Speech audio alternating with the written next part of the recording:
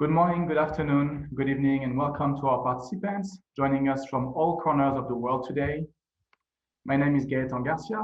I work for TAFISA and I will be your moderator for this session. Before we start with our Mission 2030 workshop on Kids Are Made to Play, designing a play-friendly ecosystem, allow me to provide a few housekeeping rules. The workshop will be recorded, so please turn off your camera if you do not wish to appear on the screen. All your microphones have been muted by default to ensure a smooth running of the webinar, and we kindly ask you to write in the chat for any question or comment you may have for our speakers and panelists. The full video recording of the workshop will be shared with all participants after the workshop, and we will notify you per email once it is available. Now to start this workshop, it is my pleasure to introduce TAFISA board member and Olympic Committee of Slovenia First President Janez Sodrznik, who will give a few words of welcome on behalf of the TAFISA Board of Directors. Mr. Sodrznik, please, the floor is yours. Thank you, Gaëtan. Dear participants, on behalf of TAFISA and the TAFISA Board of Directors, it's my pleasure and privilege to welcome you all today to the workshop, Kids Are Made to Play, Designing a Play-Friendly Ecosystem.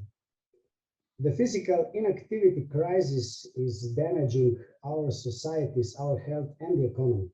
If we want to stop the negative cycle, we know we need to engage the next generation in play, sport, and physical activity. When Nike published Design to Move and TAFISA adopted it as its framework to raise awareness and promote physical activity a decade ago, one of the key messages was, how can we create early positive experiences in play and physical activity among children to encourage a lifelong love of being active? This remains important today, as we see that physical activity participation rates among children remain too low in most parts of the world. Their levels of physical literacy are also worryingly low, and they represent the basic movement skills allowing kids to move, run, jump, kick, and overall play. This threatens their potential and their future, and naturally we must address this. Today we are very honored to have with us renowned speakers and panelists whose expertise in working with children, encouraging play and supporting the development of physical literacy will help us better understand what can be done to tackle the challenge at hand. I am looking forward to great discussions and hope you will find all inspiring ideas to take back home after the event. I wish you all an excellent workshop. Thank you. Thank you very much, Mr. Sodrznik, for these kind words of welcome. We are now moving to the speakers, and I want to remind you all to ask any questions you may have in the chat. I will then pick them up and ask the speakers and panelists during the dedicated Q&A slots. Our first speaker today, Dr. Sergio Lara-Bercial, is a professor of sport coaching at Leeds Beckett University and the International Council for Coaching Excellence. He's also the co-founder of ICOACHKIDS, and we are looking forward to learning more about it. Dr. Lara-Bercial, the floor is yours. Thank you, Gaëtan, and thank you, Janez, for introducing the workshop. And first of all, congratulations to TAFISA on the 30th anniversary and on putting this workshop together. So, and for the invitation, of course. I'm going to start sharing my screen. I've got a few slides that I want to share with you to introduce not only ICOACHKIDS, but some ideas around how to support children become more physically active and how to use play, really. So let me get going.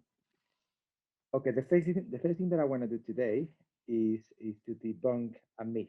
Okay, and the myth is that sport is great for everybody, and that sport is a fantastic thing for every child. Okay, that as soon as it's a bit like a magic lamp in the Aladdin story, that as soon as you get in touch with sport, you pick up a football or a basketball, your life is going to be better. Okay, it's not true. Okay, the reality is that for sport to be a positive experience, it looks a bit more like this, like a game of Tetris. Okay, things have to happen in a particular way, and that's where we all have a role to play. There's nothing magical about sport. Okay, sport can also be quite a negative experience if we don't do it properly. So let's talk about how do we make sure that it is a positive experience, and that's where coaches come in really.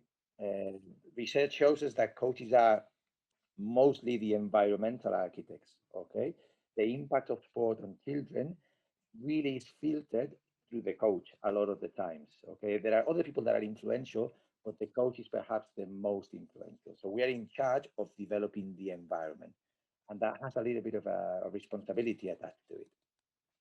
Now, before we realize how we're going to create the right environment, it's important to understand the picture. And Janez was already mentioning some of these elements in the picture. It's a complex picture, okay? Because it has a number of different elements.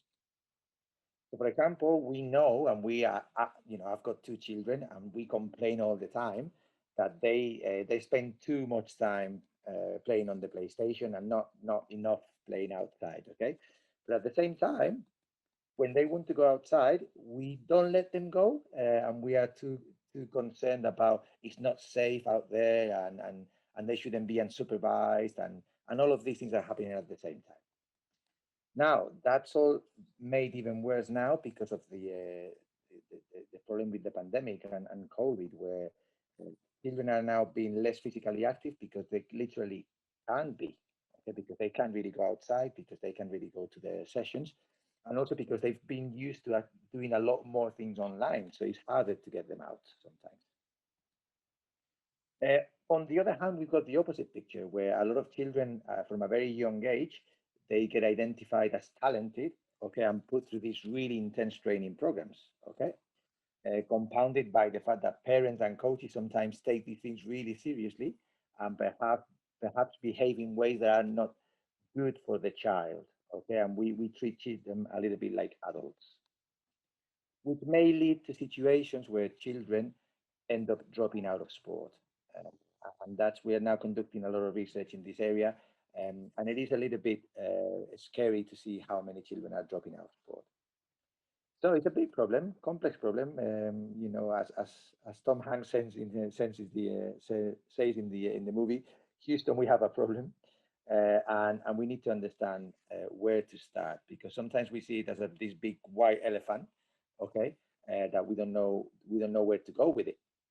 We're going to simplify this.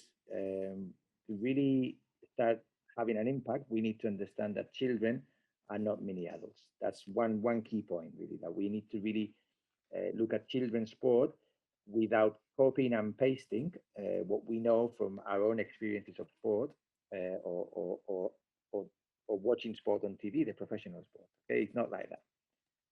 But we also need to understand that children are at different stages of development and have different motivations. Okay, so for example, I just like to use this picture because if I ask you right now which of these bananas you would prefer to eat, you would all probably point towards banana 5, 6, or maybe 7, depending on how sweet you like it. Okay, but if I show you this picture of these kids, okay, and I call these kids my bananas, all right, all these kids are at different levels of maturation, okay, like the bananas in the picture. And we need to give all of them the chance to find their own path, to develop at different stages. We need to, as a coach, I need to give all of them something different, okay? So we have to be really, really careful to look at sport through the eyes of the child, so they're not mini adults, but also through the eyes of the individual child. Okay, what does that child require from me and from sport? What do they want really from it? Because in the end, our job as the adults is to make the sport fit the child, as opposed to making the child fit the sport. It is important that we really take these two. So that's where ICOACHKIDS comes in, really, and it is a not-for-profit global organization that promotes education, policy, and practice that puts kids first. And it contains a number of co-founders from all over the world, but also now a lot of organizations, like a bit like the TAFISA model, really, that are coming in to support, but also to learn from each other. And one of the things that we've done with ICOACHKIDS is we did a little bit of research to understand what might be the golden rules for positive experiences in sport for children. And we came up with 10 ideas, really, 10 golden rules. And it's those 10. So I'm not going to go too deep into them, but the idea that we need to be child-centered, so that everything we do is for the benefit of the child, and that we have children and their views at heart, that we are holistic, that we are not just looking to develop athletes, but people, okay, that we are inclusive. So we really, in our clubs or in our sessions, that we try and include everybody, that we're not selective, or that we are able to provide for both boys and girls, that we are able to provide for children with a disability. And we have to really be very mindful about all of this. And we want to make it fun and safe. Safety is a primary concern of the coaches. That we want to prioritize the love for sport above learning sport. Sometimes we get too bogged down by trying to teach them something, and we forget about making sure that they're enjoying the experience. That talking about physical literacy and fundamental movement skills, that we focus on those foundational skills. That we're not trying to teach them some of the sports skills, the football, the basketball, the whatever skills, before they have the movement skills to be able to actually achieve those skills. So we need to really work on foundational skills. That we engage parents positively, that we really don't see them as the enemy, that we really want to work with them, that we plan progressive programs. Remember the bananas?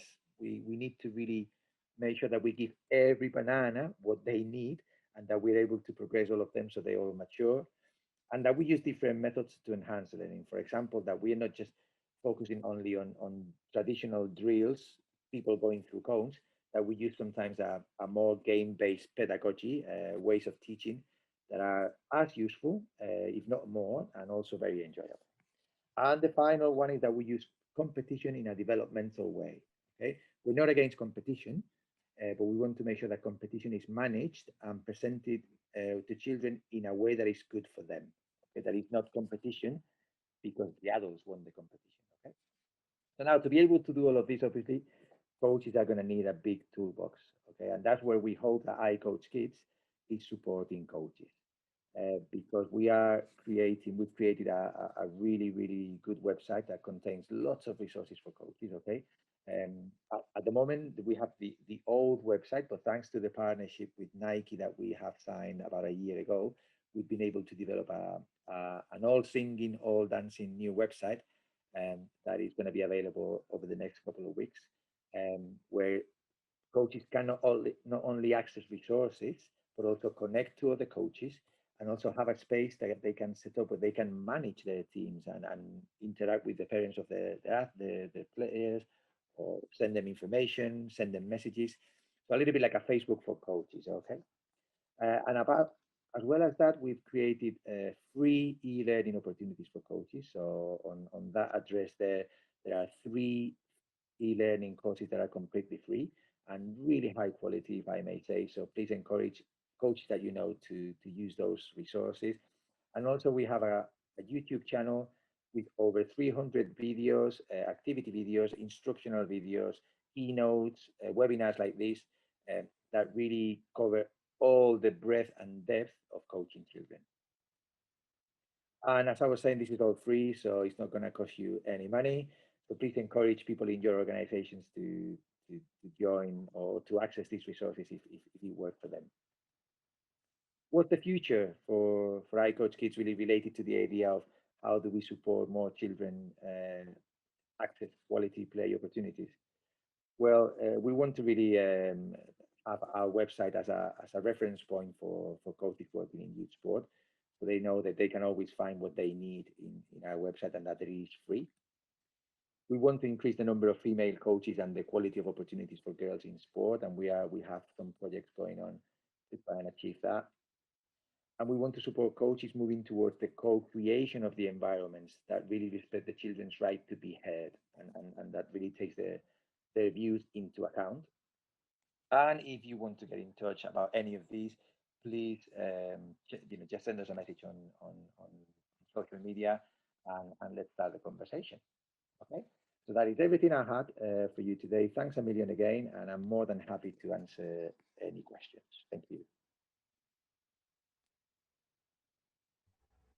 Thank you very much, Dr. Sergio Lara-Bercial. And I think thank you not only for your presentation, but also for developing these excellent resources that is iCoachKids, because as you said, it's free. And I think this is really the message here, that something you are developing that will be helpful for everyone and you make it free for everyone.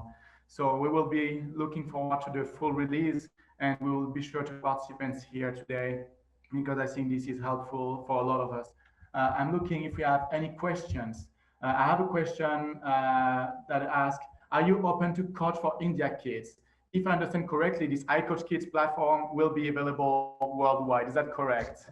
Absolutely, it's available anywhere in the world as long as you have an internet connection.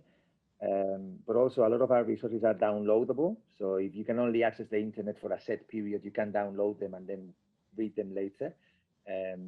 And if there are any events that you would like us to contribute to in India to raise the awareness about iCoachKids, but just in general to raise the awareness around how to provide positive experiences, by all means get in touch. Thank you very much. So I think the message is clear. If you are interested in collaborating, get in touch. You have the details. I have one extra question. I know that the amount or the proportion of coaches that are certified is not very great compared to the number of coaches that are amateur or have no official or formal training or certification. How do they interact with the iCoachKids? Is it something that is accessible, available, or is there a pre-requirement to be able to make use of it? No, it is completely open access, really. We appreciate two things, really, that national governing bodies of sport, federations, normally when they develop the lower level courses, the level ones and level twos, they tend to focus a lot on the sport, on teaching the sport. So we provide everything else. All our content is generic. So we always say that I don't coach basketball. I coach children, and basketball is my vehicle. Okay, so we want to all our resources will, if you want to know more about how to motivate children, about how children grow, about how children learn, about how to plan your coaching sessions, that's what we can provide. Okay, so it is completely open, and also the other thing is that we understand that coaches don't have a lot of time, particularly volunteer coaches. So you can come into our website or our YouTube channel and just watch a 3-minute video and then come back 2 days later or a week later. It is completely up to you. It's very flexible in that sense. Thank you very much. I think this is it for this part. Thanks you all again for being with us today, Dr. Lara-Bercial. I understand that you have to somewhere else to be now, but I think there's a very important takeaway from your presentation. It's really this shift of paradigm of thinking first about the child, their experience, and how they can have fun before thinking about the sport or developing the techniques that are around the sport itself. Thank you again for your participation and for joining today. And I will now moving to our next speaker. So I would like now to welcome Jennifer Brown-Lerner, who is the Deputy Director for the ASPEN Institute Sports and Society Program. Ms. Brown-Lerner, please go ahead. The floor is yours. Thank you so much. And I'm hopeful that my slides are sharing correctly. Yes, great. They are. It's a pleasure to be here today, and I'm seeing so much I'm based in Washington, D.C., so I'm early morning, and I'm really excited to know that Thursday is going to be a great day because so many of you are well ahead of me, and there's been so much activity in the chat and such great presentations. So I really appreciate the opportunity to start my day off this way. I am going to take a minute to introduce Project Play, which is an initiative of the ASPEN Institute Sports and Society Program, talk a little bit about the framework that we've developed about communicating the value of sport to parents, guardians, families, putting young people in the center, and then talk a little bit about our parent resources, opportunities for parents to make critical decisions for their children at different phases of their lives. And if I can get my slide, there we go. As I mentioned, Project Play is an initiative of the Sports and Society Program at the ASPEN Institute. We're guided by the vision that in our country, and ideally in the whole world, all children can be active, have the opportunity to be active through sports. As an organization, we develop, apply, and share knowledge that helps build healthy communities through sport at the national, at the state, and the local level. I'm really excited to share our foundational framework along with the resources that I mentioned specifically for parents. Our framework began, we began developing our framework back in 2013. We had a 2-year listening and information gathering process to develop this cross-sector framework for action in youth sports. I'll get to the framework shortly, but we often refer to it as the 8 plays for the 8 sectors that touch the lives of young people. I want to acknowledge that 2 of our ASPEN international partners have used the same process to create similar countrywide frameworks for youth sports by including a diverse set of partners in their own countries, and feel like there's an opportunity for many of you to do the same in partnership with us. So first, to begin, here in the United States, and I think in many countries worldwide, it's really important to establish, particularly when you're communicating with parents, the value of sport and physical activity, not just the physical benefits, but the mental, social, and emotional benefits through adulthood. This graphic represents a summary of the various research here in the United States, and it's been an incredibly effective tool for us to invite a diverse set of stakeholders into the conversation around youth sports. We found this to be particularly impactful with parents and guardians who can see both the short-term and the long-term benefits of exposing their young people to sport and physical activity. We complement the individual benefits graphic with the impacts at the community level, which demonstrate not only the health cost saving benefits, but more importantly, quantify the economic impact of increased investment in sport and physical activity. Given our current climate crisis, we also feel it's important to acknowledge the benefit on air quality and protection of green spaces. And this has been an important tool in engaging many young people in the protection of sport and physical activity. So finally, our framework, which we articulate through the 8 plays that you can see on the screen here.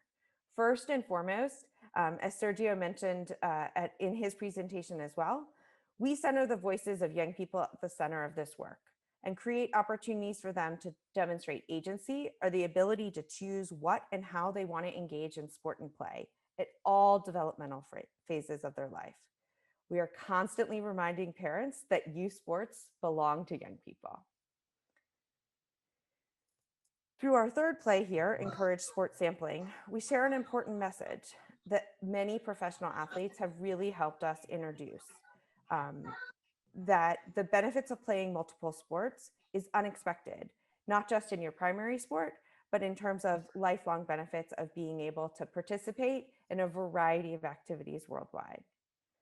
You'll also see here that many of our plays focus on where and how we ensure equitable access to play, including designing developmentally appropriate play, and as Sergio mentioned before, training coaches, not just in sport-specific skills and health and safety, but also what it means to be a coach of young people at different developmental phases of their life.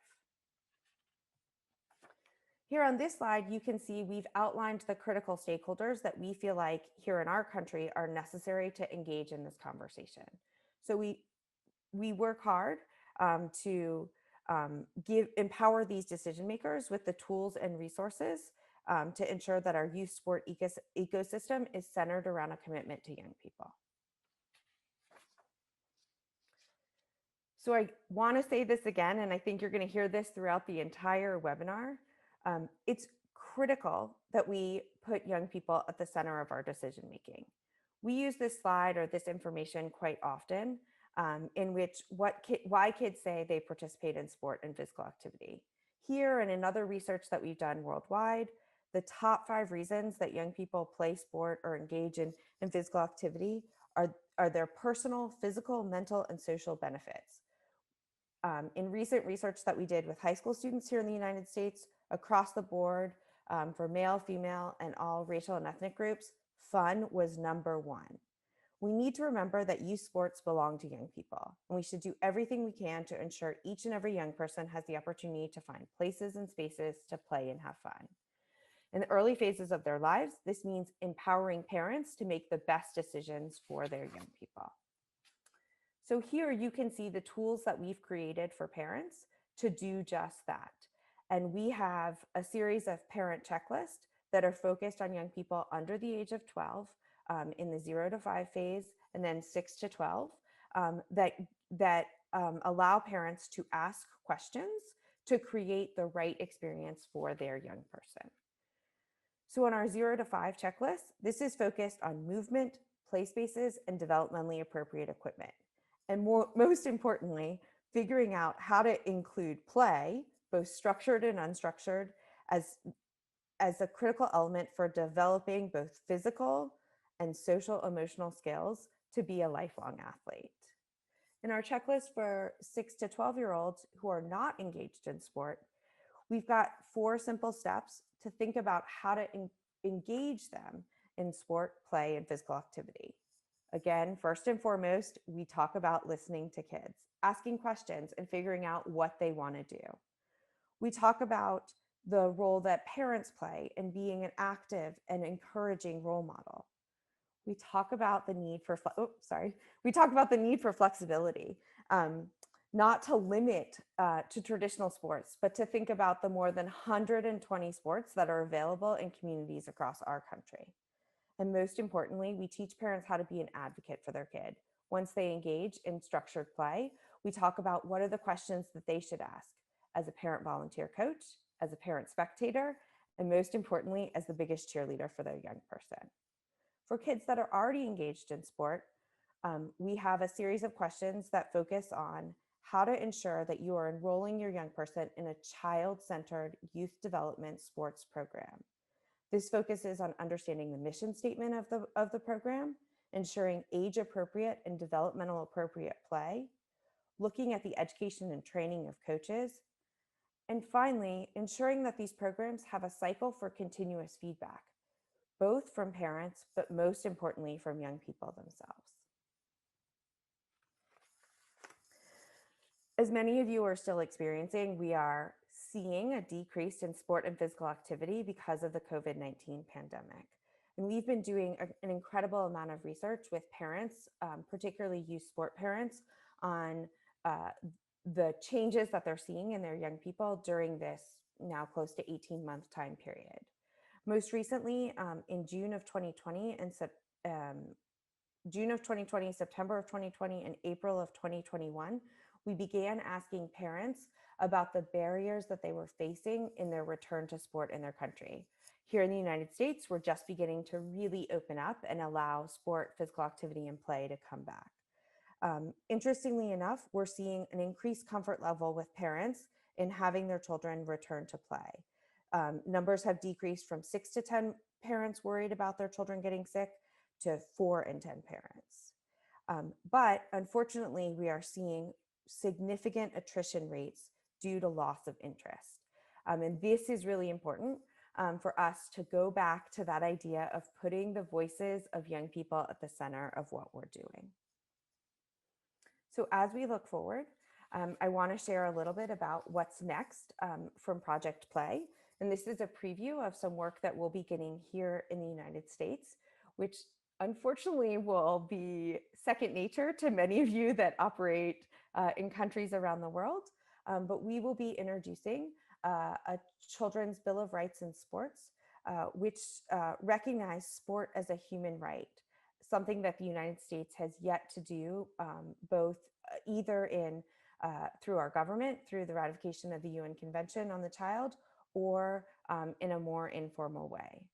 These rights will center young people, their needs, and the environment that ensures that they can thrive at the center of all youth sports in our country.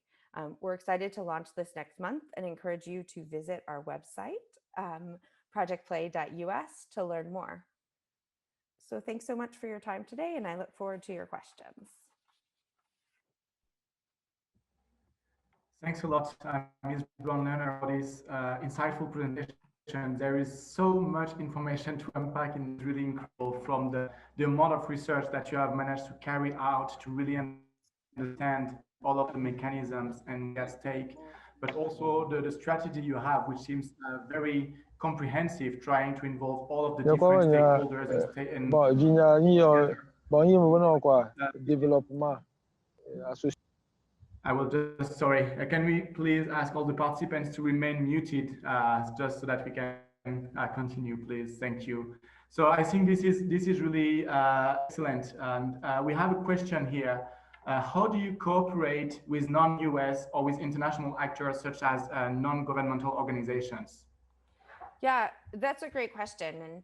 And much of our research and much of the work that we've done obviously is US centric, but we've taken our process and we have translated it into the context of other countries around the world.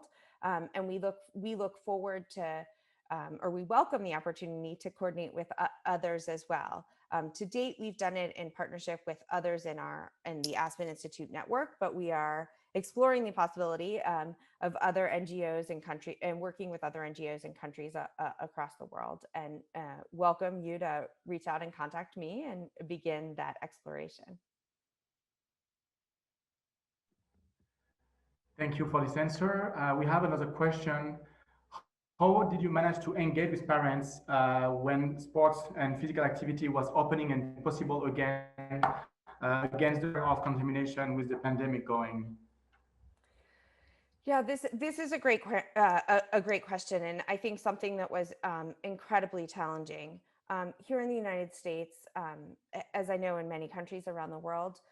One of the things that we experienced at a significantly high level is that the pandemic impacted communities of color at a significantly higher rate than white communities in this country, and so we really focused on different messaging for different communities. One, we spent a lot of time looking at what does return to play look like at different phases of opening in our country. And so we talked about what were low risk to high risk activities given the different phases that we had set as a country. Many of these things were focused on ways to continue to engage in your sport, either inside or in a small outdoor space by yourself. And then moving to what it would look like when you are able to begin play with others in larger outdoor spaces.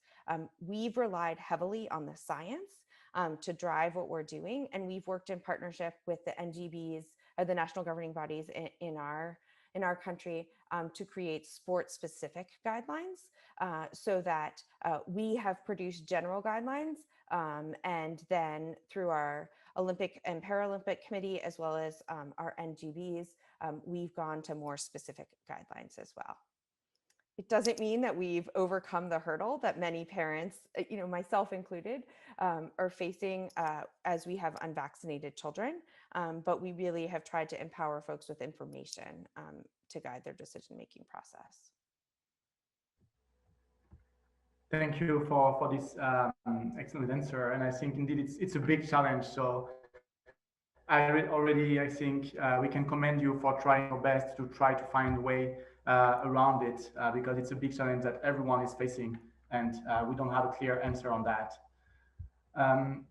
We have one last question that is asking if Aspen Sport has branches out of America, and what would be the criteria to join them if there are? Yeah, so I'd encourage you to reach out to me. I do not believe we have a branch in Tanzania, but that doesn't mean that it isn't possible. So again, my contact information is on the screen, and I'll add it in the chat, and encourage you to reach out, and we can start the conversation. We're always looking to partner and expand. And while we recognize that our resources are US centric, we think that they're a good starting point to engage with other countries and then adapt them to be specific to the context of your country and your community. Thank you again for your presentation and for answering all these questions. I think that was a lot of information and something very valuable to take away for all of the attendants today.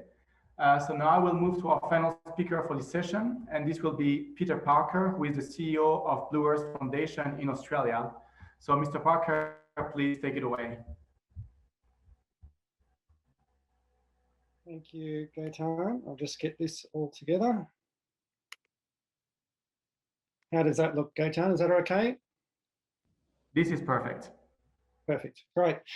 Hello, everyone. It's fantastic to be here, and it's a great night. And thank you to those speakers. I hope there's not too much crossover with what I've got to say. But I say hello to you from Melbourne, Australia.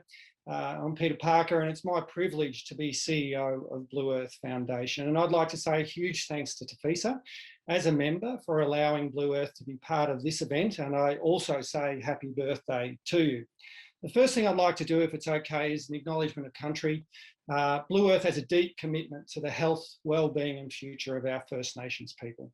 To start today, as is custom for our charity, I'd like to make an acknowledgement of country.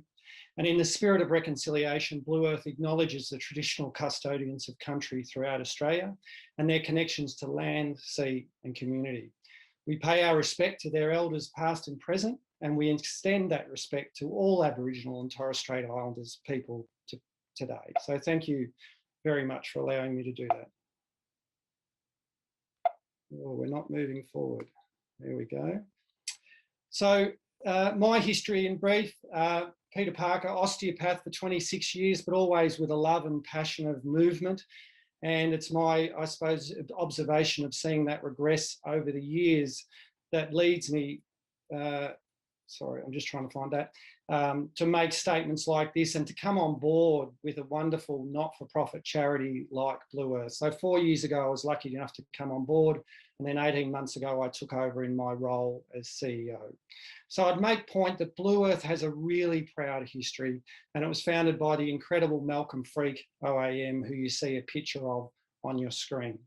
So for over 20 years, we've impacted on over 400,000 young lives and 14,000 teachers and over 20% of schools. And my passion is to see Bluearth now thrive and be known as a peak voice around physical activity. And this has to be built around watching the decline in community health as an osteopath over 26 years. Play, as we're talking about, is central to the work of Bluearth that we do and very relevant to the topic. I hope that the joy and love of moving well comes through in what I'm about to present. And a deeper understanding of our methodology reveals the intelligence behind why being able to play is so critical. So what is a Bluearth program? Now, keep in mind the highlighted parts of the text shown. To define a generation of work in one sentence is incredibly difficult, but we must do it well to have clear messaging. So I referred to the use of the word skillful, and this refers to the training and experience of our coaches. Experiential, this is the sustained face-to-face delivery, which is ideal and critical. The impact on the individual and within the group is paramount. And where you see personal and social development, I want you to think about the whole person as we move forward. Our knowledge-based approach is drawn from the sciences of kinesiology, psychology, philosophy of human behaviour, as well as time-honoured movement practices and contemporary physical training methods. So I'd ask you to get ready for a whirlwind introduction, and I'd say to you, please don't try to read that poster, but it's just to show you there's a lot to Bluearth, and Bluearth has a deep history and rich content, and to summarise it into one page is really difficult. So it's probably more important to concentrate on what I say, and we'll be breaking this down briefly. So our challenge after 20 years was to really define the Bluearth approach and bring it down to one page. And this is really an internal document, but we're happy to share it in the hope it shines light and testimony around our work. I take no ownership of the origin of this wonderful document. Trying to put Bluearth into a one-pager is bloody tough, and the process took time, and I acknowledge our board members, Malcolm Freak and Jeff Simons, for their incredible work. From here, I'll briefly break down the component parts. Keep in mind the Bluearth approach is a whole community model that it can impact on any age, but our core deliverable has always been in schools and early learning centres. Please note, Bluearth approach, it's not sport, It's not fitness, it's not rehabilitation, and it's not just another activity program. Our mission is to improve the health and wellbeing of all Australians by making movement a part of everyday life. And bear in mind, this is a lifelong journey. The impact can be immediate and it can begin at any age. We are creating long-term choices and the intrinsic motivation to love and embrace the joy of movement as nature intended for lifelong active living. Physical literacy is essential to a healthy life, and it should be deemed as essential and of the utmost importance right now. The Bluearth approach, it could lift the burden of chronic disease and empower children to be more active on an ongoing basis. Our objectives. As far as the objective, please note the holistic nature of the approach. It is about the physical and mental health of the individual. It is treating the cause of dysfunction, not the symptoms of disease. We are agents of change to help Australians to have an active lifestyle. Our objective is long-term and developmental. And where you see the word choice, this is key. In order to be active for life, they have to choose behaviours that facilitate that. It is very easy in modern living not to be active. And this is not just a dose. We are about development. The long-term goal is to change the way people view themselves in regard to physical activity, the way that they view interacting with others and what it does for them as a person and in a group. When we drill down on the objective, remember Bluearth aims to be an agent of change. That's the personal, the social, the cultural. We align with physical literacy concepts and objectives as defined around the world and recently by our own government. It's really helped to define what we've been doing for 20 years. We also align with theories of embodiment, human development, and integral theory. It is crucial to note that the physical, psychological, and socio-cultural elements are all intertwined as cords, as that braid that you can see in the circle. This represents the holistic manner of our work and occurs concurrently and in the moment. It is not simply one part or the other. This is part of what we believe makes Bluearth unique. So as to the experiential learning, this is Bluearth IP. This is what we created and what we believe to be unique. This is crucial to defining and demonstrating the uniqueness and value of Bluearth. And that's said with all respect to great theorists and practitioners who have informed our work. These are our foundational beliefs. We're explicit about our beliefs. These are the values we hold in sessions we do, creating the concepts and attitudes and experiences. Experiential learning on a sustained basis is the key. The ideal scenario for us is minimum 1 to 2 years of delivery into schools to enable the optimal results. This is a continual process that you see here within our sessions. And at this point, just note that within that cycle, at its heart is engaged awareness, creating the intrinsic motivation to move well.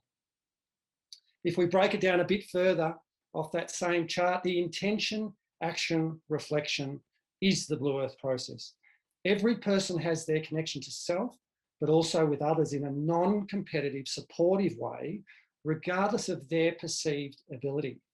Social engagement and community cohesion is a strong motivator and end product of this work. Personally, I believe in our modern world, these two traits are regressing at a very alarming rate, especially in our young. Please note the importance of the word reflection and its impact on consideration and learning. After any planned mindful movement, the reflection on awareness of self, breathing well, and focusing on the positive elements that are in the present moment are great things to assist with personal well-being. It can empower, enlighten, and forge a profound new path. Don't worry about trying to read the 6 elements. I can tell you that they're coordination and agility, skill activities, movement challenges and games, core movements, dynamic movement control, and moving in the environment. Now, these 6 elements mirror much of our embryological development, our functional and primal skills that should evolve in normal life. Yet in the modern world, we've lost our way. Modern living is against the choice of physical activity and the exploration of sense and self. The key really would be to never lose those traits in the first place.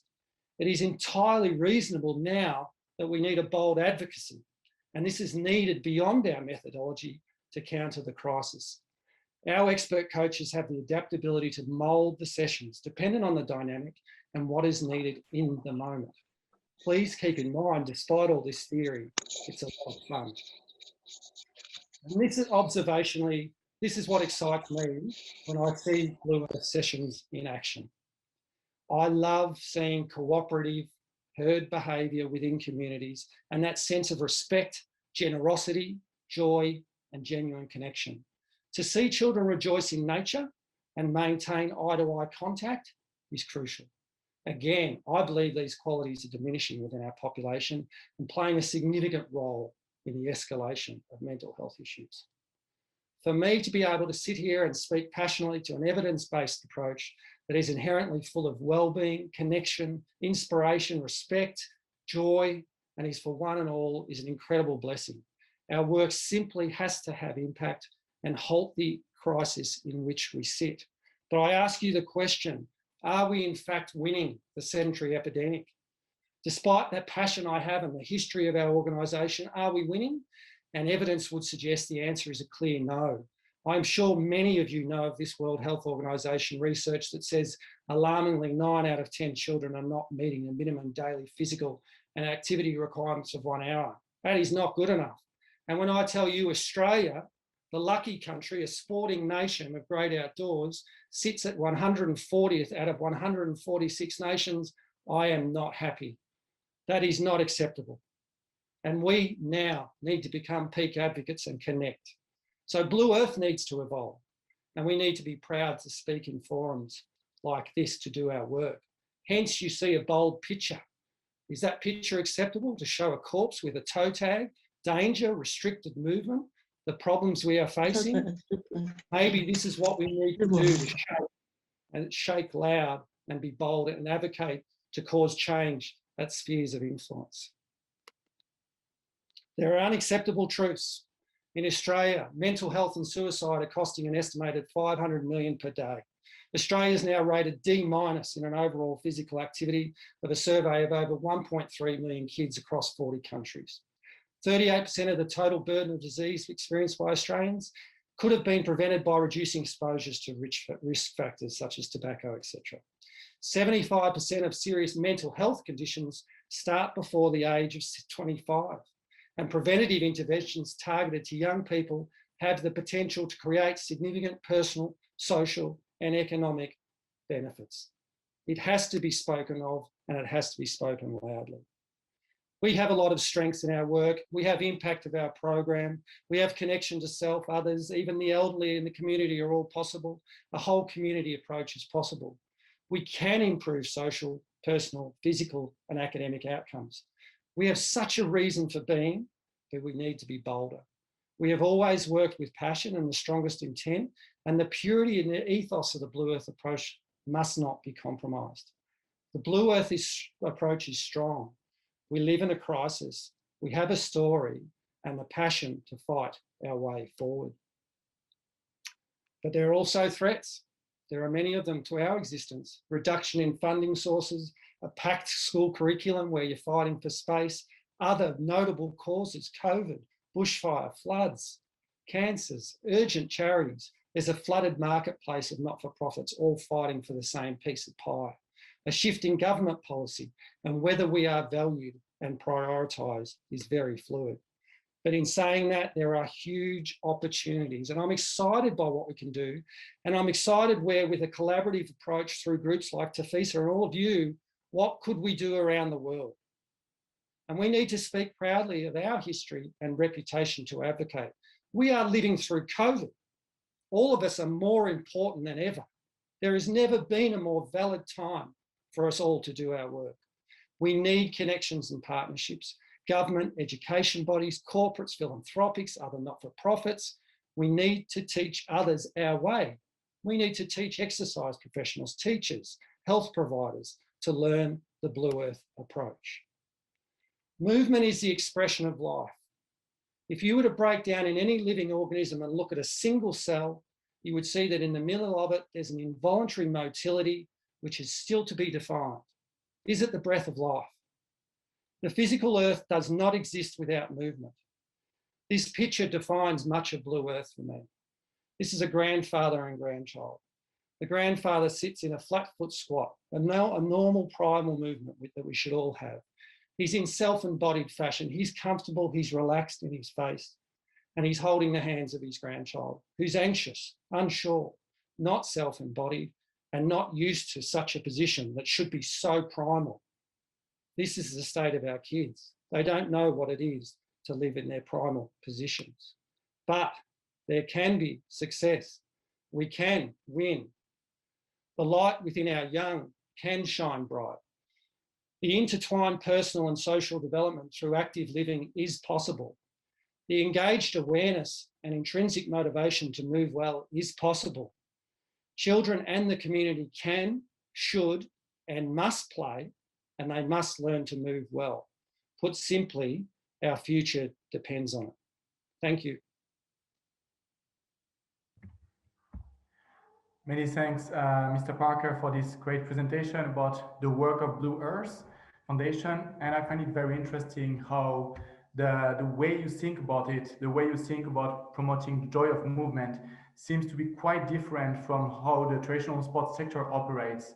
And this is a quite interesting approach that is new and that is trying to tackle a challenge that has still been there with us for a long time and is still getting worse, as you were saying. So it's quite challenging to see that it feels like we are fighting a losing battle, but at the same time, as you say, we can have success, and you have proven that there is a way, a path to success if we work together. Do we have any questions from the audience? Please type them in the chat if we have. Otherwise, I will start already with one question. You were talking about the competition you are facing, the fact that you are not a priority maybe for the government, that you are in competition with a lot of other charities and other causes. But the way we see it, because this is something that TAFISA and our member organizations are also facing, since we are also in the sport for all field, trying to use sport for a better world. Do you think that the fact that what you are doing, the work of Bluearth Foundation is also having a positive impact on the challenges that are faced by these other charities, these other causes? So wouldn't there be a path to working together that allows for an alliance and makes that instead of being in competition, you can on the contrary pool your resources together to achieve what you want to achieve? Yes, absolutely. And this represents a new phase in the life of Bluearth, because Bluearth have worked in the schools for 20 years and their impact has been wonderful. But as I said, there needs to be a bolder advocacy approach, and that is the way we are heading. But we are limited to think, we have our limitations. We are not arrogant in our belief system to think that we can be a panacea for the crisis. And therefore we do need to team with other not-for-profits. We need help from major corporates, and we would love to work with education bodies and government. Government policy is so fluid, and at present, it feels like the opportunity is missed in that they're trying to address the gap between moving from school sport into community sport, because there's a big drop off. Our contention to that is that those children don't have the physical literacy or knowledge of joy of movement and moving well to even love their physical education, and therefore embrace sport and be willing to try any other community-based sport. So you're right, we absolutely need to collaborate. It cannot be a solo mission because the cause is too great. Thank you for this. We have another question from the audience now. Can you tell us a little more about how you see physical literacy as a useful concept and model for your work? Yeah, it was wonderful that the Australian government, through their body Sport Oz, produced their physical literacy framework. And we thought it was a wonderful initiative because finally we were seeing the integration of the different elements of whole health together, which is the nature of what Bluearth had been doing for so long. And in fact, our chair, Pierre Comas, helped in the formation of that physical literacy framework. So it has helped. But now the attention doesn't seem to be given to it. We've drifted again, and we're drifting back to just purely a sport model. But we have to pay attention to the physical literacy concepts. because purely from the escalation of mental health concerns alone, if we're moving well through life, we are more than likely to be engaged with others and be more extroverted and outgoing and be part of our community. And we're seeing with COVID especially that children are becoming more and more isolated, and their definition of play is so different to the definition we would have had as children ourselves. So to work with the concepts of physical literacy and highlight them is critical, and they do align closely with Bluearth. Thank you. We have another question that is asking about what is your relationship in working with school sports infrastructures? School sports infrastructures such as How do you manage to coordinate and to work together with schools as part of your work? Because I understand this is an essential part of what Bluearth Foundation is doing. So we work with schools. We're out there talking to principals. We're working with education departments, but schools, you know, we've been in over 20% of schools in Australia. The difficulty is around the funding model. We would love the government support that we could be an essential part of every school curriculum, because physical literacy is certainly something now that needs to be highlighted in any education model purely on their academia alone. So at the moment, it's hard work to get into schools purely on the costings, and we need support and funding mechanisms through grants and other supporters of their communities to get into the schools. So it's hard work. It's hard work to get across schools across Australia. Thank you. Maybe one last question before we move to the panel. With Brisbane and Queensland freshly elected as a host of the 2032 Olympic Games, will Bluearth Foundation engage in a process to create a legacy for the game and a pregacy as well? Oh, it's such an exciting phase. One of our ambassadors is over in Tokyo at the moment. Yeah, there'll be, I was thinking about it today as I was coming home, just the thoughts around where Bluearth can take their contribution as we move towards the Olympics. Certainly they make wonderful ambassadors in terms of supporting the attitudes and belief systems of but we also want other ambassadors who are non-sports people but are wonderful contributors within the community of any age and gender. So it doesn't necessarily have to be around sport, but the Olympics will be a wonderful legacy for us as we move on, and we want to inherently be involved as much as we can. Many thanks again for your contribution to this workshop, for this great presentation of the work that Bluearth Foundation is doing, and this call also to reach out and to work together, because we need partners if we want to solve this crisis of physical inactivity. And I think this is something that we are all in agreement with. So now I would like to move on towards the next part of today's program. This is the panel discussion, where we will have 5 panelists who will introduce what their organization is doing to engage physical literacy development amongst kids and encourage them to like, play, and being physical active. And just for the audience, we will have each panelist developing a little bit on what they are doing, sharing some good practices, and we'll have a question and answer session for all the panelists together at the end. So please, you can ask all your questions in the chat meanwhile the presentations are going, and at the very end, we will ask them to all of the panelists together. Thank you. So I'm just looking if Drew Mitchell from Sport for Life Canada has managed to join us. Hi, Gaëtan. I'm here. Oh, excellent. Excellent. Yeah. Right on time. So thanks a lot for being here so early in Canada right now, and for making the effort. We really appreciate. So you will be the first speaker for this panel.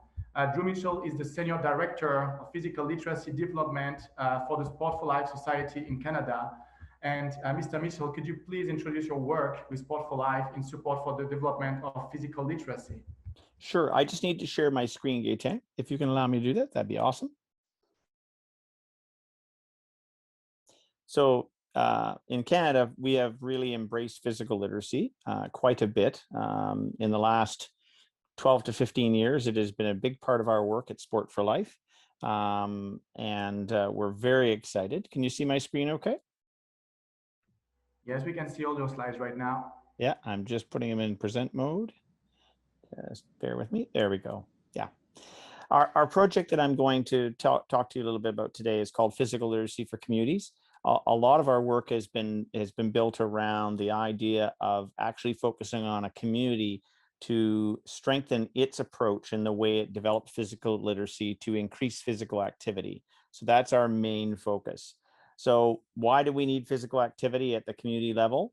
Well, we know all the great things that happen when we're physically active. We know we get better brain, better bone, better heart, better productivity, better social life, better everything in a lot of ways. And so it's pretty straightforward when we start talking about why is physical activity such an important thing. But what is physical literacy? It's such a interesting term. So in this particular case, physical literacy, based on the International Physical Literacy Association, is really broken down into a couple of different components. Physical competence, the ability to do things. And from that, when you have some physical competence, that does increase your level of confidence to give things a try and to do different things. And when those things are fun and engaging, you're more motivated to come back and try it again. And if you continue in that cycle, you will develop more physical confidence. So you can see how the cycle works. And this is regardless of your age, cradle to grave. So it's not limited to just young children and youth. It's to everybody in their lifespan. And so that's one of the beautiful things about physical literacy is it's not limited to just a select group of people in the population, which is really important. Also, what's really important around physical literacy is it's learned. So it has to be taught. And that's one of the big weaknesses in systems across the world is that like literacy and numeracy, where we see great achievements across the world in the development of literacy, where communities and cultures and regions embed it into what they do. They read to their children before they go to bed, toys and various things that are purchased for the children have letters and numbers on them. We've done a pretty good job. I mean, we're not saying literacy around the world is solved, but when it's focused and it's intentional, it works very well. Well, physical literacy is the same thing. We have to learn how to run, throw, jump, catch. And when we take the time to teach our children and provide the opportunity for them to practice, intentional practice, then they become more confident movers over time. And when you're developing physical literacy, it needs to have some really key components. It needs to be fun. And in Canada, for the last 50 or 60 years, we've not necessarily addressed physical activity in this way. And so this is a new approach to what's going on. And when we start to address it at the community level, it starts to change the way we do things. It also needs to be with purpose. It needs to include everyone and be participant centered. You always need to be moving, and it needs to be progressive and challenging. So some, it's fairly simplistic approaches, but it's a slightly different way to do things. And when people have the ability to do things, they will have the confidence to give other things a try. And so I think it's important when we're talking about the development of physical literacy, we need to look at not only the physical, but the social, emotional, and cognitive components. And that is what we call the secret sauce around the development of physical literacy. And so when we develop physical literacy and we use physical activity like writing and reading and writing for literacy, we use physical activity to develop physical literacy. And when we do physical activity, we develop physical fitness. And when we have all of these things working together, we develop durability in our citizens. And so that's really where we're trying to go. In the Western world, our populations are less mobile and they're heavier. And so we have to start to change this because our long-term health outcomes are not positive around this. We also need to make sure that we are using a model that's equitable and that it's not just equal. And hopefully to the point where we move to liberation and everybody has access to everything as we move forward. So our Physical Literacy for Communities project is both focused on a cross-sector collaboration approach. The idea that education, recreation, health, sport can work together in a community at the community level, which is smaller, less moving parts, and hopefully less bureaucracy. And we focus on 3 phases. We work on building the knowledge around developing physical literacy to increase physical activity. Why is that important to people? From there, we train people in the community to both deliver programs and assessment in a better, more effective way. And over time, we build this in such a way that it's a sustainable model. It's built into policy. We have master trainers that are embedded in the community so that the others won't have to continue to come from outside. And in our country, because we have Indigenous people, we are currently working on reconciliation with our Indigenous people and including them in the development and delivery of all of our programs. And we also have lots of newcomers that come to Canada, so including them as well. And all of these things are built on an inclusive model, and they're built around research-based approaches. Our focuses are increasing wellness, increasing health, increasing physical activity, increasing the development of physical literacy. So we feel this approach, and we currently have 30 plus community projects happening across Canada, in some of our biggest provinces in British Columbia and Ontario. And even during COVID, these projects were able to stay relatively solid. And it was quite interesting to see. And so if we drill down a little bit further, sorry, bear with me here. And we see that when we look at these three phases, we want to facilitate an understanding and awareness of physical literacy, because some people still kind of scratch their head, well, what is that really? And so we use an education-based model, a learning model to help people all get on the same page, because the goal of each of these projects is to develop physical literacy to increase physical activity. And then again, we start working with the staff. So whether it's teachers in the school system, recreation programmers in the recreation system, coaches in sport, health policy and public health people, we work with them to help them have different approaches. So we don't want them to do their job. We don't want to put more work on them. We want them to do their job differently. And so change is not always easy, but we found that over time, these groups will come to the table, they'll work together and develop goals together and start to change their practice. Because in many cases, these four sectors, and we would include Indigenous people, people with a disability, city planning, lots of social agencies, they would come to the table and they would start to work on developing goals together. So it's a really, we feel, an interesting approach where a community can come together on a common vision to be able to do things differently and deliver different outcomes. So it's not really resource driven, it's organizational. And so a lot more of the energy is put into the organizational component of this and how these people can have a common working table, work together, develop goals together, and activate together, which is really the change component in the way this model works.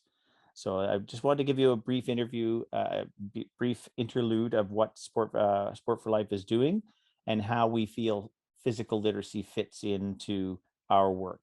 Thank you for your time. Thank you, Mr. Mitchell, for this presentation of your work. And please, everyone, feel free to ask all of your questions in the chat now and during the next panelist presentation. And we will go to the question and answer session at the very end after all of the panelists have talked. So next, I would like to welcome our next panelist to join us. It's Tom Englén from Changing the Game in Umeå, Sweden, who will also talk about physical literacy and more specifically about physical literacy communities. Please, Mr. Englén, the floor is yours.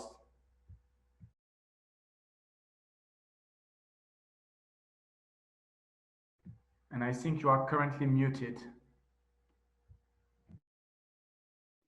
Okay, here we go. Thank you. Thank you for inviting me. Thank you for being part of this event. Nice to hear the other presentations and looking forward to discussions further on. I will tell a little bit of our work here up in northern part of Sweden, in my hometown Umeå in the region of Västerbotten, where we have a project called Change the Game. And together, based on that platform, we have gathered almost all sectors, I would say, to the table to work on the base of physical literacy. So we have taken some first steps as a physical literacy community up here, and I will tell you a little bit about it. We started actually 2016 working with physical literacy, and since the start we have actually been inspired from the Canadians, and I had a lot of help from them, most of all from Dr. Dean Kreelos, but also from Sport for Life and Drew and his college. So our motivation is that every person should have the equal right to be active and have the same opportunity to be healthy and get the most out of their lives. And we say that our vision is a physical literacy community, and by that we mean that we are convinced that we have to work together, bring all sectors together. And secondly, we want to do that with the base of physical literacy, with the help of physical literacy, using physical literacy as a compass. And thirdly, we realized maybe we are the first city and the first party in Sweden doing this, but we realize and strongly believe that we have to encourage other communities in Sweden to do the same thing, so we can start working together and learn from each other. And there are a few other communities in Sweden also start taking some first steps based on physical literacy. And basically what we have done a lot of training. So Drew told you about the 3 phases, and we have done a lot of work in the first phase. And I think in our region and our city, we have now entered the second phase, I think.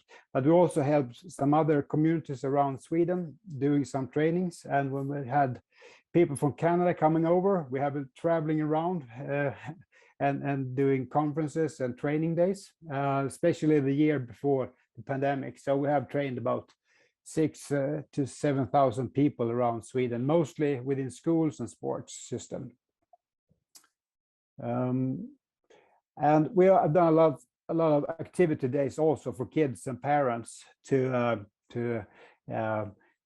give attention to the project and to the need of that we have to do something. And it's important to say, I would think that here in Sweden, the awareness of what we have to do about the problem is getting bigger and bigger, and why we have to do it. So we think our contribution here from Change the Game is to raise the discussion about how should we do it. And there we see physical literacy as a very interesting and useful tool. Yeah, and one thing we did together with guys from Sport for Life, we had a conference 2019, International Physical Literacy Conference, very useful for us locally, regionally, and for us in Sweden, but we also had delegates from 21 countries. A very great experience for all delegates, I think. And I encourage you all, if you have the opportunity, to visit the Physical Literacy Conference physically, hopefully in the near future. And we have tried to use physical literacy in different ways within the sports sector, school sector. We have looking at how can we redesign activities within those sports first and then school, but then lately we have been looking at how can we use physical literacy to use as a tool for designing environments, small environments, but also for city planning, in order to create conditions that can offer people more meaningful movement experiences. So the picture to the left is the island. It's in the middle of our city. We have a river go through it. In the middle of the city, in the river, we have this island where it's the northern part. There is nobody living there. It's just nature.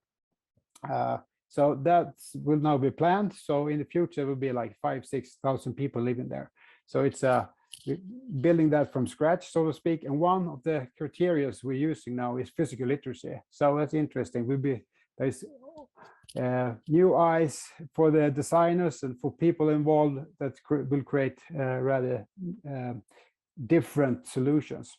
And we also have a physical literacy council, where we have, I would say, all the biggest sectors at the table since 2016, and that has been very useful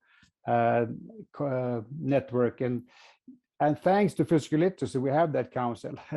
So that's maybe the biggest, to say, success for us. Working with physical literacy is a great compass and a great tool that really brings people to the table, as Drew was talking about. So finally, some of our learning so far. As I said, physical literacy brings everybody to the table. We heard that early on, and we will start inviting people based on physical literacy. More people showed up than did before when we just talked about physical activity and sports.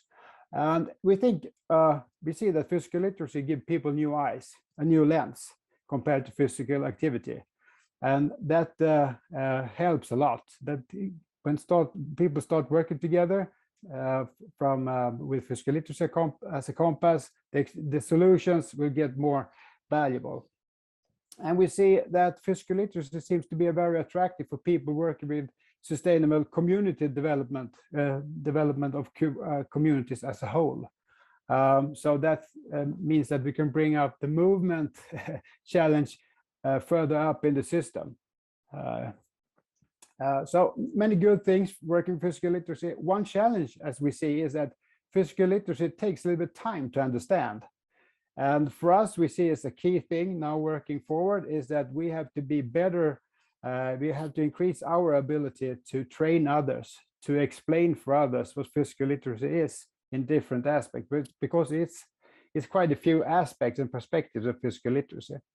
The physical part is the obvious and the first part you learn probably, but all the other parts are crucial, and they also make a huge difference, I think.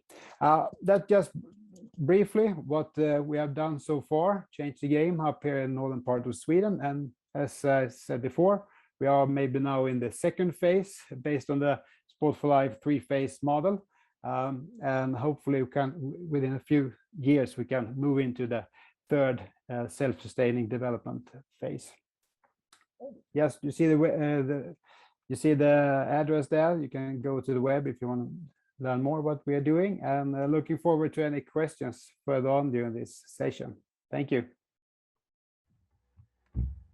Thank you very much, Mr. Englén, for introducing the place of Umeå in Sweden and the work you are doing there. And I think we will have quite a few questions on this physical literacy council, because this is the first time I hear of such an initiative.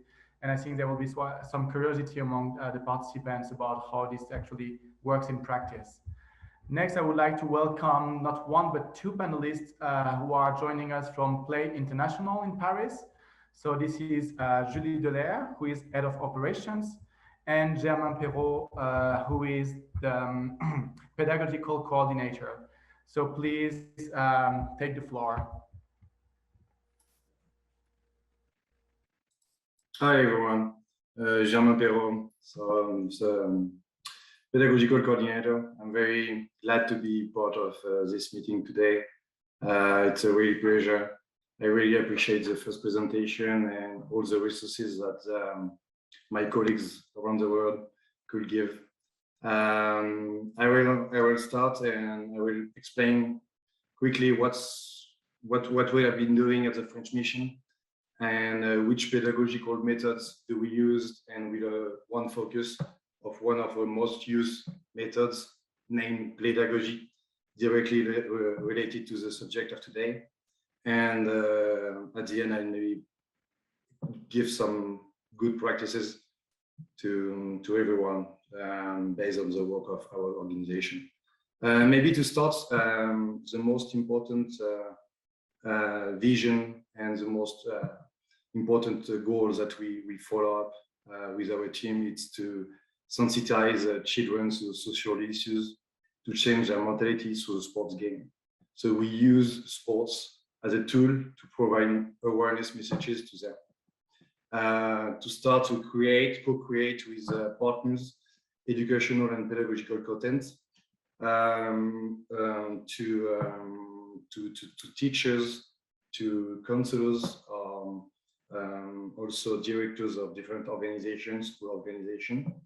My role is to manage the trainers of the teams who provide specific training to the professional, as just said, and to matching up of the needs and the specific expectation, field expectations that they have with the kids. And the last part is maybe more the reflection and how we can face up to the new social challenges, especially for now and this past months with the crisis, sanitary crisis, and how we can experiment innovative projects to fight this crisis and social discrimination. I'm thinking about one of our projects, refugees project or gender equality project that we have in the south of France, and another one at school project supported by Nike, especially. To start to offer this contest, we offer this contest to two kind of beneficiaries: professional of educational field, teachers, and also our schools professional as educators, counselors, and coaches in different clubs. And we provide training based in two different approaches.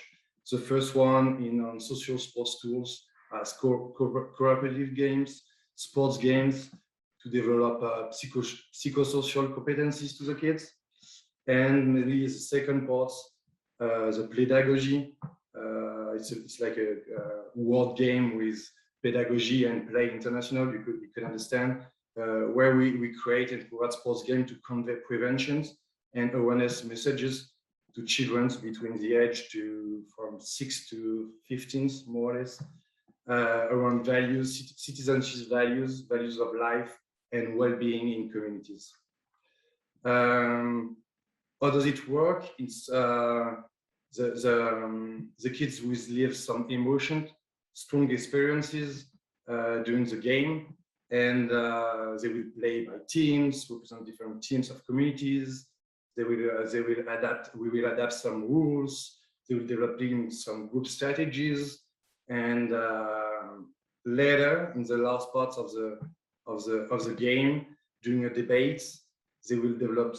They will be able to develop their critical thinking skills, making some connection between what they live during the game and their everyday life long. And the last part also is for the teachers to give some good practices related to the theme and change their mentality and help them to live better together. So this is more or less the method, and the different themes that we follow up on what we offer during this game. One first part, it's around citizenships and how we can live better. For example, fight against discrimination, social, economical, gender equalities. Changing, another part is changing the way of we see disabilities, how we can just integrate special needs kids and teach them to the importance of the human differences. Another one is to fight against violence, harassments, sensibilize them to the micro-violence that they can live every day long, maybe during the recess at school, and how they can resolve conflict together.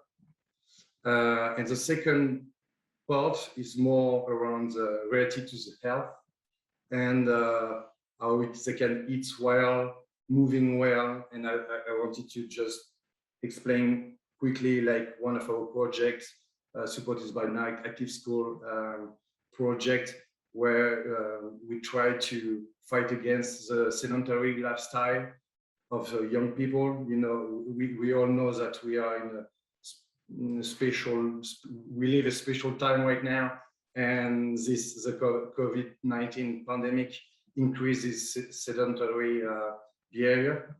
And also we have another themes that we provide is how we can use, how the young people can use the screen properly. And I remember at the beginning of one of our colleagues talk about this theme, about some kids, some young people spend a lot of time with a PlayStation or another games on TV. So with sensitivities to the risk of the screen to young people, and also the cyber harassment that they can live with the web, with internet, for example. After providing this training, we try to accompany this professional, this educational professional, collectively or personally. We try to evaluate the appropriation of the tools and how they can use this sports game, and how the kids live the game really in the school.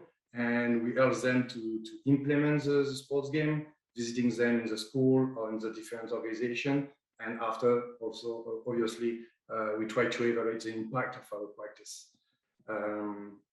Maybe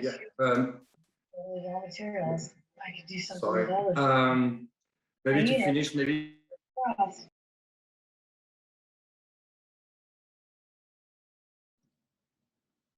Germain, your mic is off now.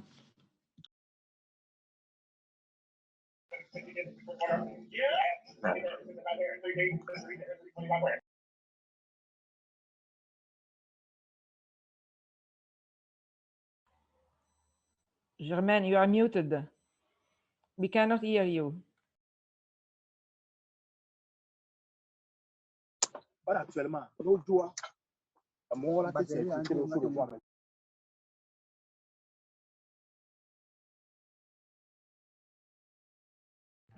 Germain, sorry, you are still muted at the moment. Can you unmute yourself? Sorry, no, there we go. Perfect. Thank you. Okay, maybe to finish quickly with Greek practice that we can just share, that I can share with you. It's maybe the importance of the requirement to match up the special needs of our direct beneficiaries.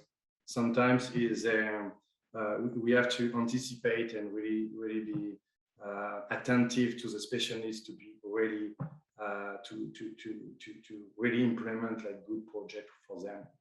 And the part of the assessment, but maybe Julie, my colleagues, will talk better about this part of the job. But how we can evaluate our impact to just be better for the next project.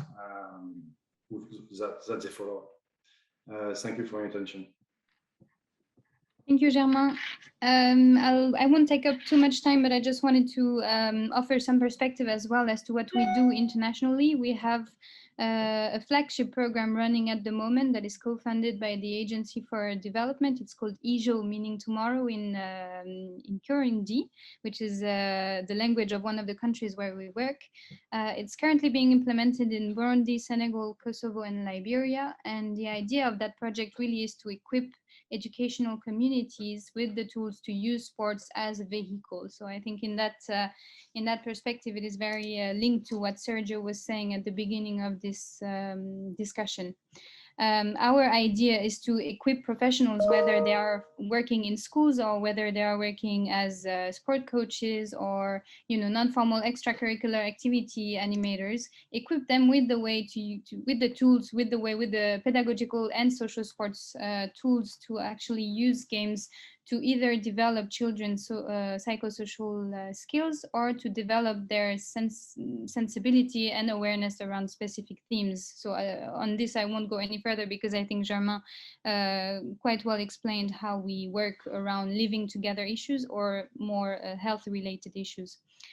How do we achieve educational continuity, however, in our programs is really by engaging those two sectors that I mentioned, schools, but also extracurricular networks, or what we call informal, non-formal education networks.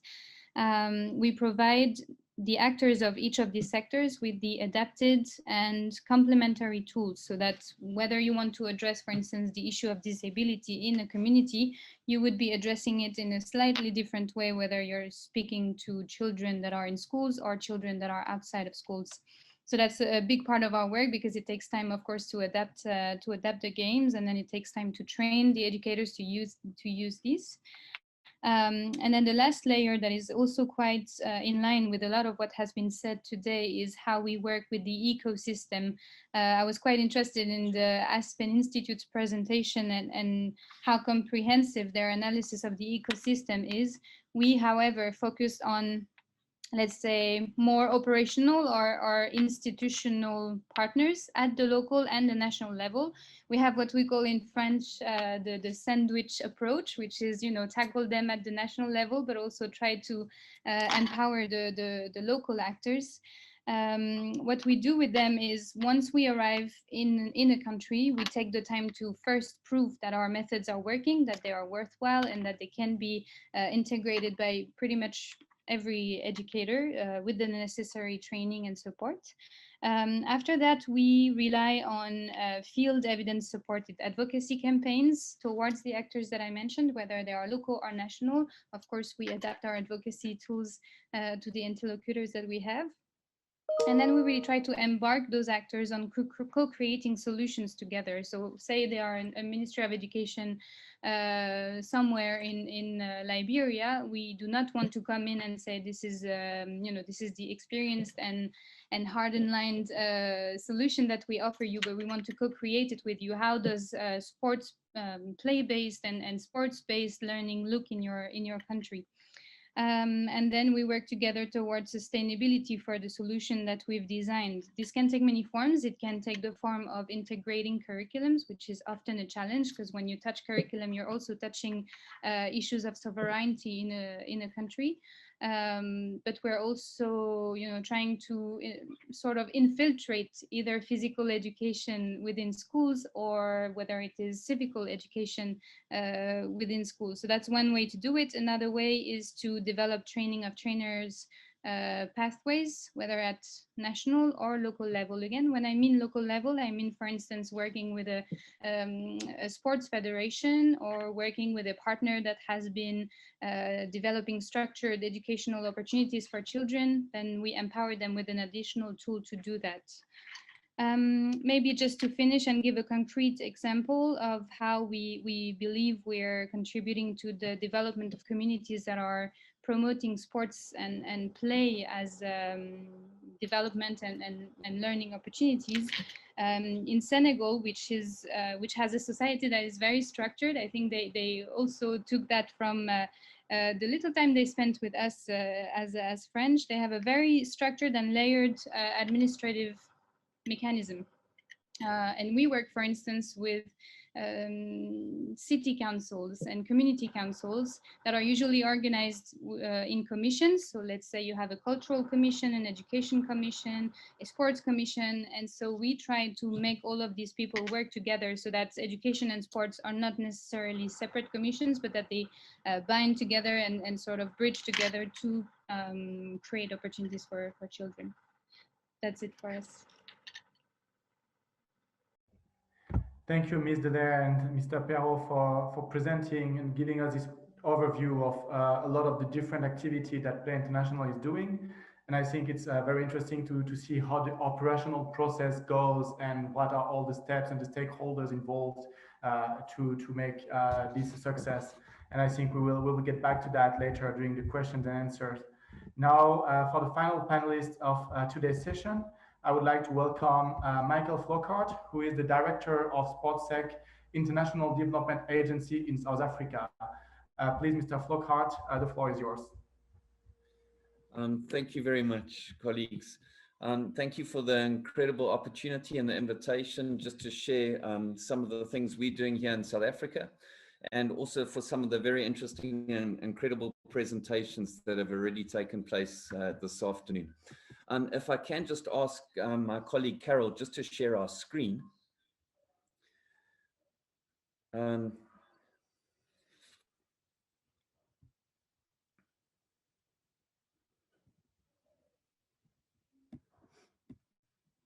Okay, Carol. Could I ask if you allow me to share? Thank you. I have just made you a co-host, so you should be able to share your screen now. Thank you, colleagues. So Sportstec, just very quickly and in brief in the interest of time, does multiple projects across sub-Sahara Africa. And, you know, obviously in such a diverse country, there's a lot of needs. And, we do specialize in addressing specific needs within communities. But what we thought relevant to share today is what we have really primarily focused our attention on over the last couple of years. And that is, as an agency, how do we support systemic growth with government departments and using centers of best practice to be able to share knowledge. So we just thought today we would just present what we have found to be effective in that model, and then we'd be able to just address any questions that may come from there. Okay, so if we just move on to the next slide.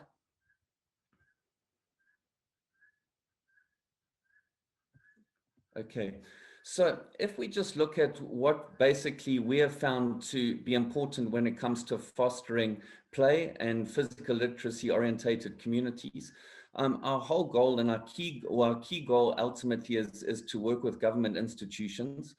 So it's fundamental that all of our programming ultimately is aligned. We do a lot of work in communities, but we also do a large amount of work within the schooling systems.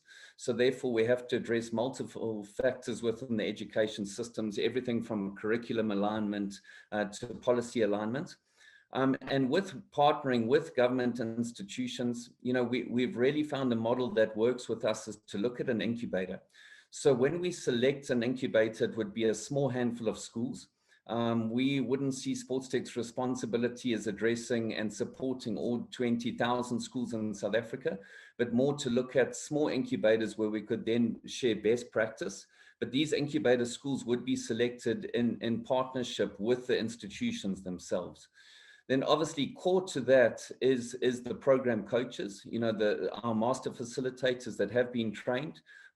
They do have the necessary qualifications to be able to be working within the schools. However, they are not teachers themselves.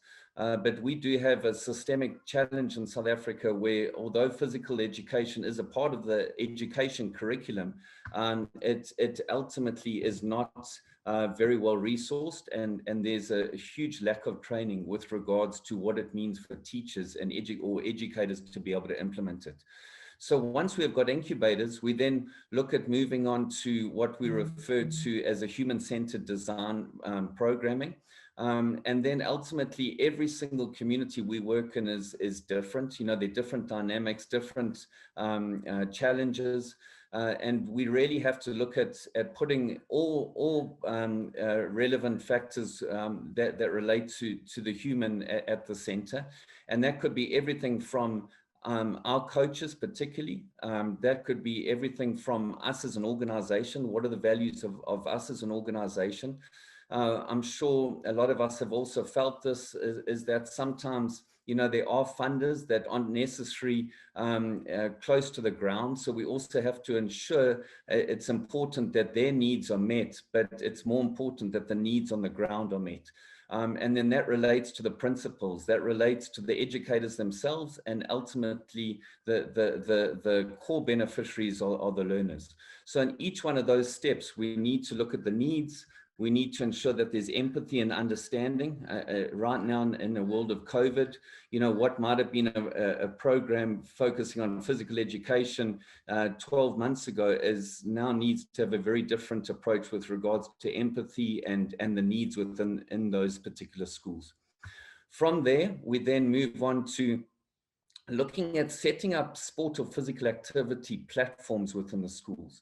And these really focus on systems and structures that ultimately allow for rigid and coherent activities to take place. How do we do these things over and over? How do we, with the support of the coaches, implement fun, easy ways for activities to be implemented? But that again is always coming back to our core goal, which is obviously institutional alignment. And then we really see this as creating the sport plus part of our program design that allows for sustainability of physical activity to take place. Therefore, it can be consistent, it can be regular, And there's various methodologies, you know, that we won't have time to go into now, but, you know, with partnerships with Nike, you know, there's their positive play, values, how to coach girls. Sportstec uses a unifying philosophy referred to as sports to life. How do we use a sports-based platform to then address further life skill activities? But our core goal in the purple would be to focus on building sports champions, and not necessarily in the essence of high performance sports champions, but learners that have the love of participating in sport. Once we have that in place and there's regular consistent activities taking place, we're then in a position to use this to address social mobilization of various, you know, social crises that learners within our countries, you know, are facing on a day-to-day basis. I mean, that could be everything from, you know, gender-based violence to bullying in schools to substance abuse, to multiple other factors that are going on. Another one relevant right now is obviously the safety protocols that are expected within schools. But, you know, I think for us, if we put those two categories together, we then have a platform to be really addressing learner wellness. You know, the purple platform would just fundamentally, but the blue platform that could be put on the top of it ultimately allows us to build life champions. From there, we always are looking at opportunities to integrate physical activity. So these might be voluntary ways, these might be innovations that allow us to raise the status. What we have found within schools is, you know, as some of our previous presenters have mentioned, you know, curriculum, academics is always pushed as being so important. Again, especially now in a time of COVID, how do we catch up on maths? How do we catch up on literacy? But what about physical literacy? So we've really, in a lot of our program designs, is to try and see where we can integrate physical activity into cross-curricular based institutional components within the school's functionality, and therefore ultimately assist in raising the status of physical activity and allowing for more regular components or time for physical activity to take place. If we then look through a program cycle, you know, each part of this process, there's knowledge share. And how is that fed back to the institutions, you know, on reporting processes, quarterly reports, stats, just things that work, learnings, and ultimately, what does that mean as an incubator that started right on the left-hand side, and through the whole process be able to, you know, share what could be seen as good practice, and at times even things that maybe did not work so well. But then if we just look at the whole process, what does this look like? You know, obviously we've got coaches that are in the schools. They are there not to do the job of teachers. We don't believe that is sustainable. It's not our job to be doing the job of a teacher, but how do we look to empower coaches within schools? And that's why we've got coach development with an asterisk, whereas we're actually referring to educators becoming coaches. And we then look at a process of capacity building, you know, where we look at the why and the how. The why is, you know, workshops, getting educators to understand the theory, why are they doing things, but then we also look at focusing on the how. And we have found that educators themselves, once they are able to see things being done, sometimes the why actually starts to make a lot more sense. And that builds their confidence and builds their competence, and ultimately allows for more quality and quantity of physical activity to take place. We have believed in a process which we refer to the 80-20 principle. So throughout the implementation cycle, we would look at our coaches doing potentially 80% of the work at the beginning, but they would never be doing any work without the educators being present. As I say, that should not be our responsibility. That's the responsibility of the institution itself. And we just feel that we would be disempowering them if we started to take over their responsibilities, because just from a financial perspective, it would never be viable for us to be implementing programming in every school in the country. But as the program progresses over a period of time, which our research shows it's a 5 to 7 year period where the schools really start to change their DNA and start to adapt these particular concepts. We then look at the end of the program cycle where educators and schools are taking care of 80% of all of the delivery of the program, and the 20% that we still offer is just on sporadic contact sessions. There might be educators that have migrated to other schools, and there are new educators that come in, and how do we just topping them up to be able to look at the sustainability of the program, which would ultimately be the goal at the end of the program cycle. If we just move on to, just very briefly, onto the next slide, hopefully this just sums up, a COVID world for us. If we just look at a soccer ball, maybe pre-COVID, if we look at the valve of the ball, we would have looking at needs and what is required to support a school with physical literacy. That would be the red at the bottom. So as the air comes into the ball, one more, Carol, please. As the air comes into the ball, we're looking at physical activity, but the bladder suddenly is the COVID environment where the need has changed so massively over the last 18 months. So what we've ended up having to do is, how do we use physical activity to address broader wellness in these times of challenges? And that would allow for multiple components. If we just push a couple ahead, we would be looking at health. We would be looking at school governance and functionalities. We'll be looking at psychosocial support. We would be looking at curriculum integration. And suddenly we've just identified how what was an original need becomes an organic growth of just so many different needs. And that's why empathy and understanding we have found just to be so important. But ultimately, this integration of all of these program components suddenly within the school environment is way more powerful than where we ever started, just with the red at the bottom of physical activity. Suddenly physical activity is addressing psychosocial support, it's addressing school functionality. But there's ways in which in our methodology, and even in the maths class, how physical activity has been introduced through some of our sport to life messaging. A good example of that is use your voice. In sport, it's so important to use your voice. We need to call for the ball, but in a time of COVID, for example, we need to use our voice and be able to express our emotions.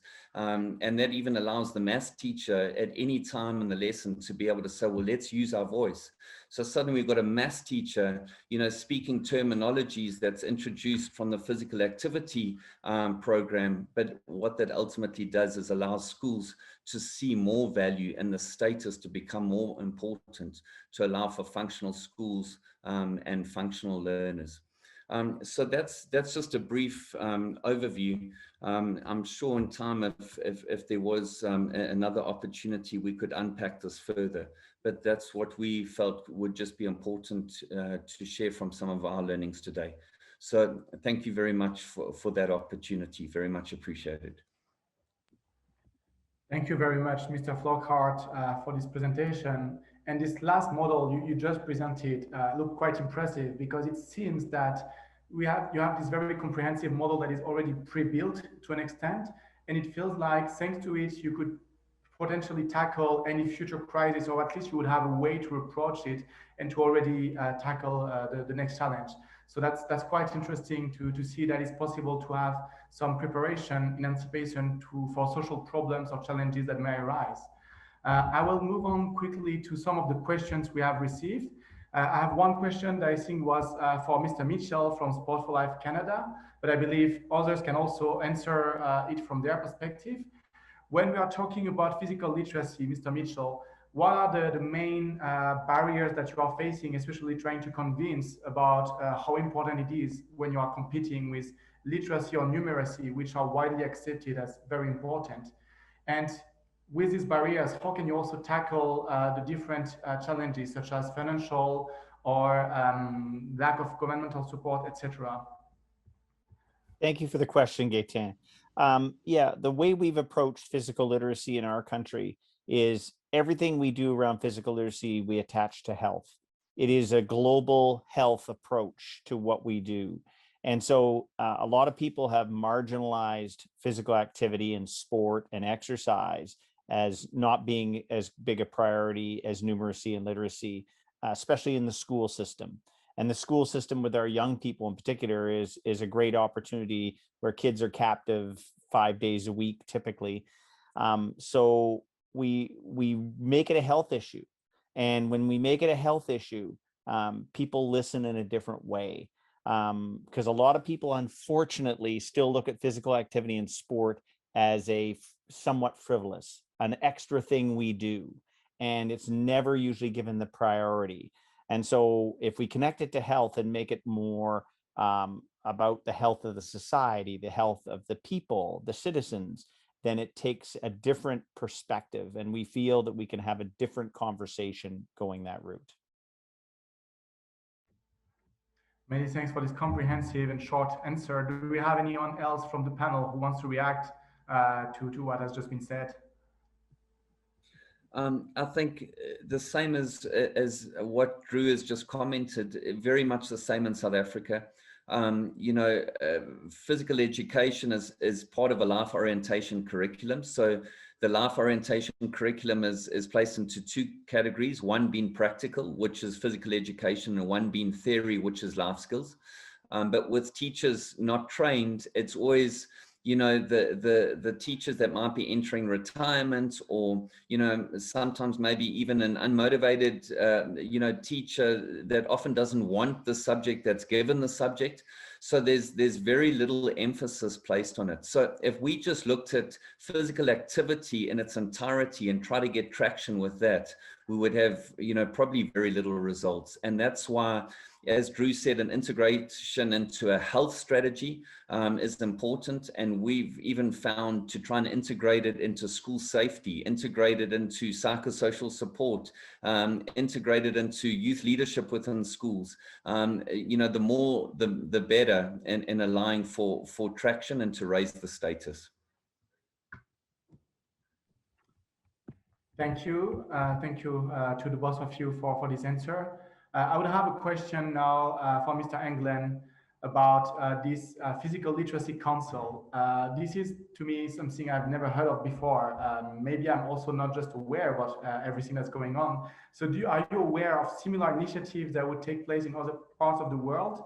And whether yes or no, could you also explain a little bit more how this council works together? How do you manage to have all these different stakeholders interact and agree with each other on how they can move forward together as a team? Okay, once again, we're inspired from Canadians. I think there are quite a few physical literacy councils in Canada in different levels, both provincial levels and city levels. So we just tried it out when we were introduced to physical literacy, and we managed to have people from different sectors at that introduction conference. And then we said, yeah, let's start, just try it out. And then, yeah, so what happened was that persons from different sectors came to the council, but we realized it's hard to say before who will join the council, because nobody has it on their job description to be on the physical literacy council. They have to like make room for it in their agenda, and so it's up to their each person's passion. So I think it's hard to say which person within each organization sector who will be in the council. That's our experience. I think it's up to the passion or engagement from the actual person. So I think the level of mandate from each sector will vary in the beginning, at least in a council. And then we meet like in our council we meet 10 times a year, and it's just a network. We share experiences and we learn from each other, and we try to learn together more about physical literacy. And then parallel to that, council, we do things together. Sometimes we change the aim as a platform, sometimes in other combinations. So creating more and more projects. So yeah, that's about short answer about how we work with our council. But I think maybe Drew can fill in. You have a few more physical literacy councils in Canada. Yeah, and thank you, Tom. Tom's spot on. I mean, people usually, this is something extra they're doing, right?